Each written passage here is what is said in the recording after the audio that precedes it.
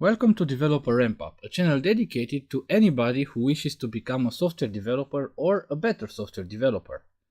In this video we will talk about value types and reference types in .NET. In .NET and therefore in C#, there are two main sorts of type, reference types and value types.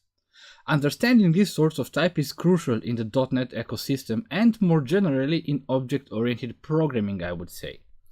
There are some clear definitions of these concepts that anybody could learn fairly easy, but really understanding how reference types and value types work is sometimes a little bit trickier. And I must confess that it took me some time to achieve a certain level of familiarity. Furthermore, if you really want to understand how reference types and value types work, you need to get your hands dirty and play around with them, of course. In this video, I will try to explain reference types and value types as good as I can, starting of course from some dry definitions, but important ones, that I will try to make more vivid using graphics and different code samples. So let's start looking into reference types. A reference type is a type which has its value a reference to the appropriate data rather than the data itself. And classes, interfaces, delegates, and arrays are all a reference type. But let's check a little bit what does this really mean. And let's for instance try to run this line of code. What happens here is fairly easy. So we declare a new variable which is R&D, and this variable is of type random, and we know random is a class. And then of course we create a new instance of this random class, so we have a new random object, let's say. However, important to note is what will be the value of R&D itself. And here we have also to think a bit about memory.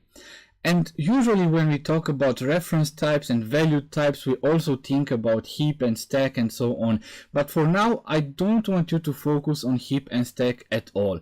So just let's think about memory as another place in the computer's memory. And we will come back to heap and stack a little bit later in this video.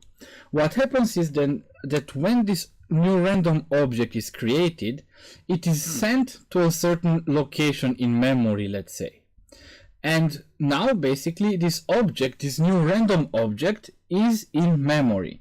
And we see that the address of the memory block, just for an example, is 011001. And important to note here is that the value of R&D itself is 01101. So the exact value of the memory address where the R&D or the random object resides. So once again, it's important the value of R&D will be the reference to the location in memory where this random object resides. Now, when we want to perform an action on R&D, what happens is that it will look up the reference, and then the action itself, it will be performed on the object that is, of course, in another memory location than the R&D variable itself. Now, what happens, for instance, if we create a new variable R&D2, once again of type random, and we make it equal to R&D. What happens here is in fact that R&D2 will be equal to the exact same R&D or random object that we created earlier. However, it's important to note that R&D2 will have as value also the memory location where the object resides, because remember the value of R&D is 011001, and the value of R&D2 will be the exact same memory location. So that's why when we want to perform an action from the R&D2 variable, which is an object of the random class, the action will be done or performed on the object itself, which resides in a different location in memory. So this means that if we perform an action on R&D2, basically the object in memory is changed. If we then look up this object with R&D2, we will also see the changes that were made through R&D, because R&D2 is also a reference to the object in memory. So let's also look at this in code, and for doing that we will switch a little bit the class and we will use a string builder class. So we'll create a new instance of the string builder class. So it's string builder, and we'll name this SB, and this will be equal to a new instance of string builder. And remember the graphics. What it happens here is that the object that we create, so the new instance of string builder, does not reside or is not assigned to SB, but it is somewhere in memory, and SB has at its value the reference to the memory location where the string builder resides. Now let's append something to the string builder, and we'll use the append method, and let's append hello. Sorry for the typos. Okay, that should be good. Now let's create a new variable also of type string builder, and this will be called sb2, and let's make sb2 equal to sb1. So remember once again the graphics. What it happens here is that sb2 gets the reference that sb1 has, so it points to the exact same string builder object in memory.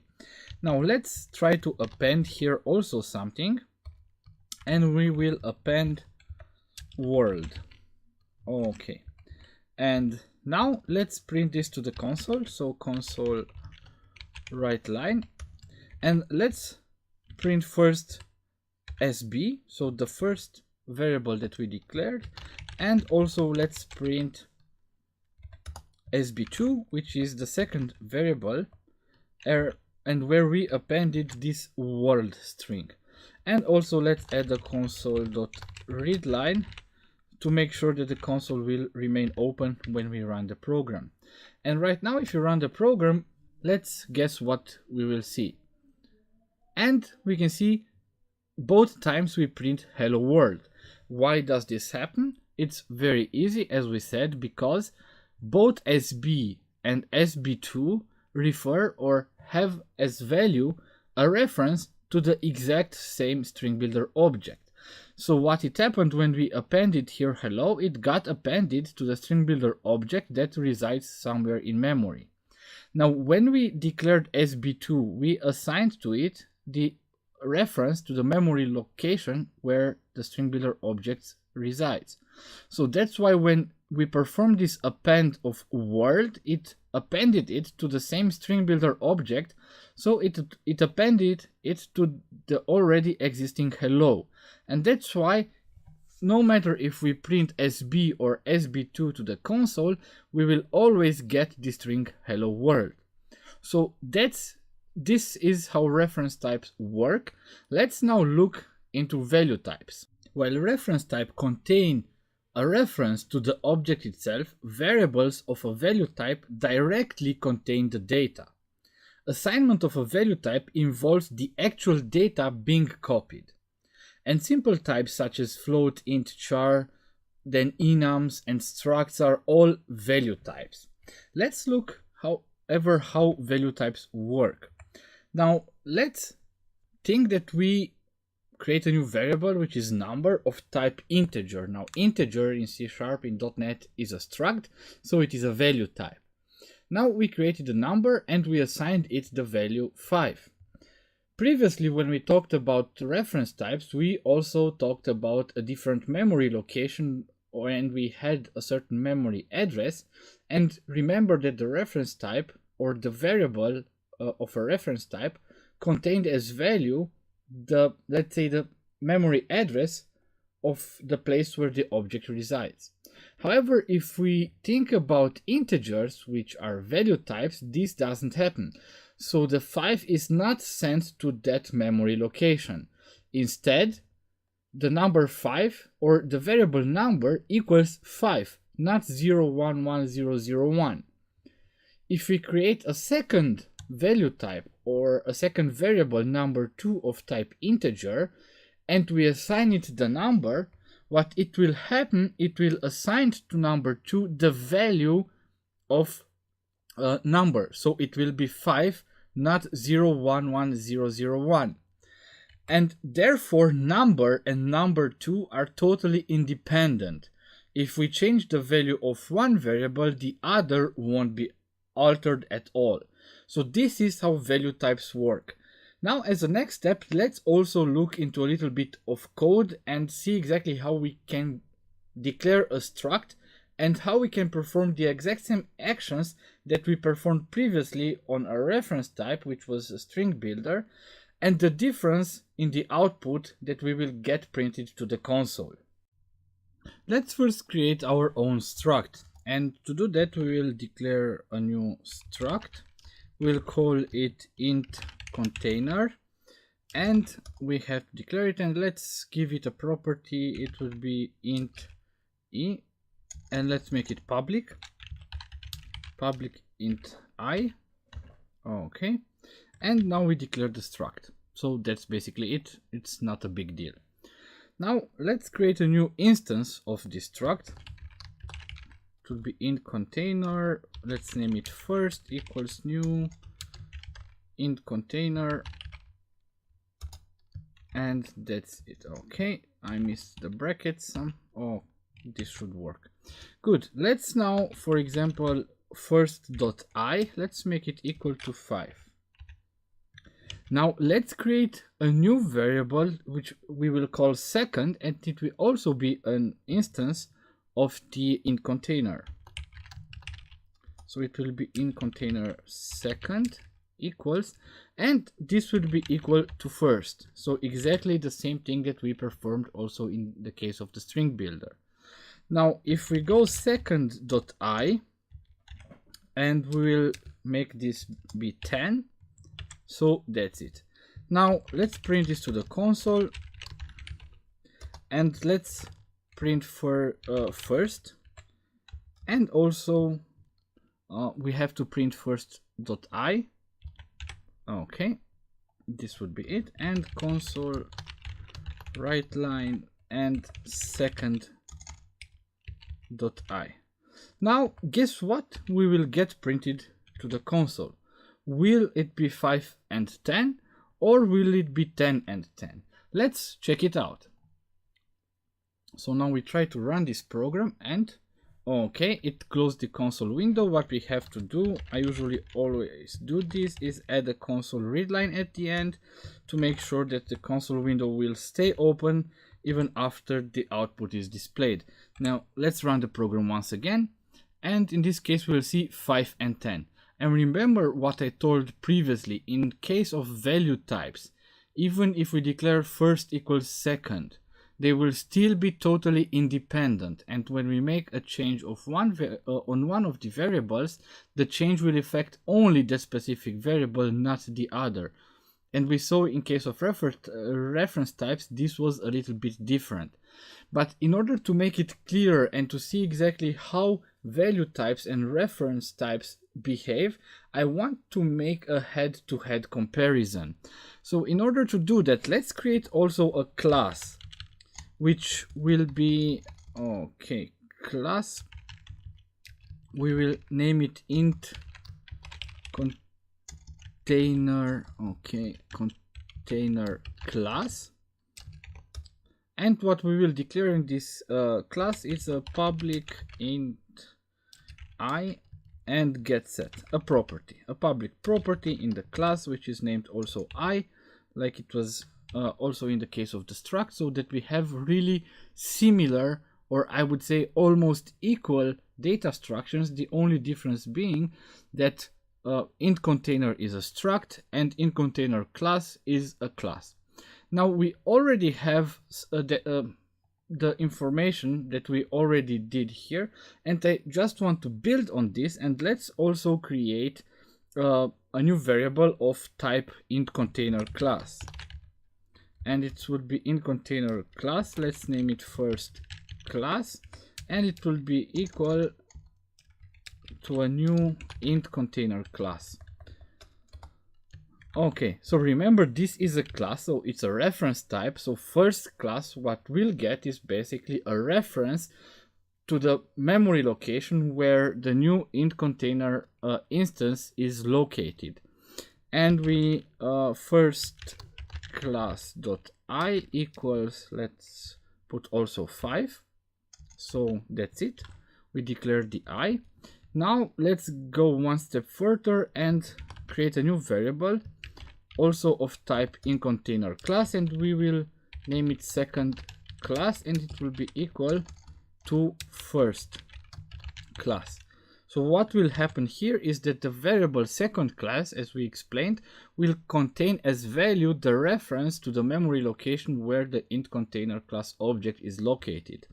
And let's do also second class dot I equals and make it 10, just like we did it also for the struct. Now let's go here and let's print to the console. We print first class dot I first, and then we print second class dot I in second place. And this is the big moment to see exactly the difference between value types and reference types. If we run this program right now, what we will see as output is when we performed the action on the struct, we got 5 and 10 because the values because value types are totally independent. But when we performed exactly the same actions on a class object, then you see we got 10, because what we get here is basically a reference. So when we add something to the object here, the second time, basically this 5 will be deleted and it will be replaced by 10. So that's why no matter if we print out the first class or the second class, we will get the exact same value. So this is really the main difference in behavior between value types and reference types. Now, I mentioned earlier that when we talk about value types and reference types, we also make some references to concepts like heap and stack. And what I want to do is discuss a little bit what this means in this context of value types and reference types. Heap and stack is all about the way memory is allocated for different resources to be used. Stack is a static memory allocation, while a heap is a dynamic memory allocation. Now, I don't want to go deeper into these concepts right now because this would be a good topic for a video itself. But for now, let's say that it's important to know that you will find a lot of information, and on different channels you will see this type of principle that value types go on the stack while reference types go on the heap. Now, this might be true in some cases, but it turns out that is certainly not always true. In fact, a few weeks ago, there was a huge GitHub debate between .NET gurus that were discussing exactly this principle. What gets allocated to the stack, what gets allocated to the heap, and so on.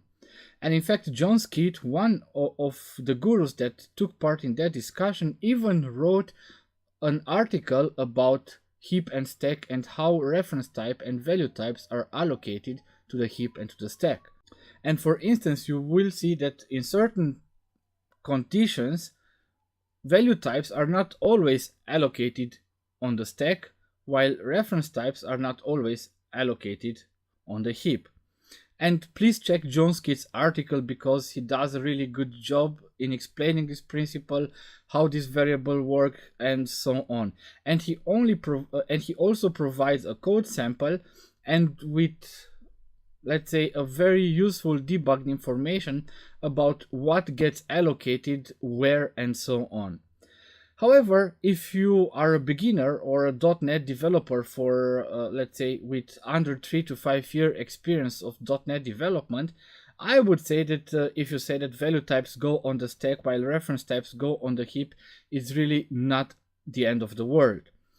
In fact, for beginners, I think it might even be useful to memorize this type of mantra that value types go on the stack while reference types go on the heap, because it could prove useful under certain conditions to know that. However, afterwards, when you gain some experience with .NET development, it would be of course easier to grasp the differences and also the conditions or different contexts in which this principle might not be true. So that's about heap and stack allocation and how value types and reference types are allocated on the heap or on the stack.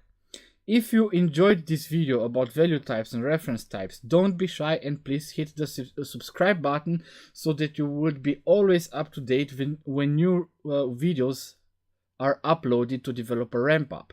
Also, if you think that you have some friends that might be interested in this topic, also don't be shy and share this video on your social networks.